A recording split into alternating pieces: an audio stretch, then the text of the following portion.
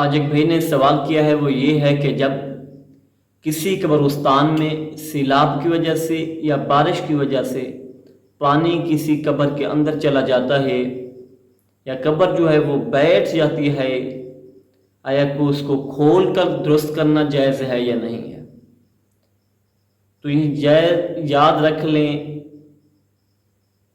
کہ کچھ شرعی عذر ہیں جو کہ فتاوی جات میں موجود ہیں. ان میں سے فتاوی قاضی خان ہے، فتاوی ہندیہ ہے، فتاوی شامی وغیرہ میں موجود ہے کہ جب زمین غصب کی ہوئی میں مردے کو دفنایا گیا ہو، اب مالک جو ہے وہ کہتا ہے ادھر سے مردہ نکال لو، نکال لیں، یہ شرعی عذر ہے. یا زمین جو ہے وہ شفع والی ہے، شفع کا جو حقدار ہے وہ آ کر کہتا ہے اپنا مردہ نکال لو، اب نکال لو. یا جو کفن دیا گیا مردے کو وہ کسی سے چھینا ہے، غصب کیا ہے، اب وہ مالک چاہتا ہے میرا وہی کفن واپس کر دو، تو اب اس کو واپس دے دیں نکال کر. یا کوئی رقم آپ کی قبر کے اندر گر گئی ہے، نکالنا چاہتے ہیں تو آپ نکال سکتے ہیں.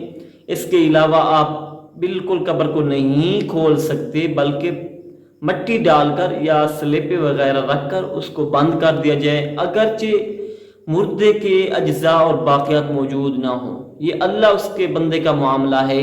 ہمارے اوپر لازم یہی ہے کہ ہم جو شرع نے ہمیں اجازت دی ہے اسی کے اوپر عمل کریں، اپنی آراء اور رائے چھوڑ دیں، بلکہ شریعت کے پیچھے چلیں. کسی صورت میں پانی اندر چلا جائے یا کوئی اور مسئلہ ہو جائے، یہ کوئی شرعی عذر نہیں ہے، بلکہ اس کو ادھر بند کر دیں اور اللہ کے سپرد کر دیں اور اللہ سے دعا مانگیں. یہ مسئلہ خود سنیں اور دوسروں تک بھی پہنچائیں تاکہ لوگ شرع کی مخالفت سے بچ سکیں.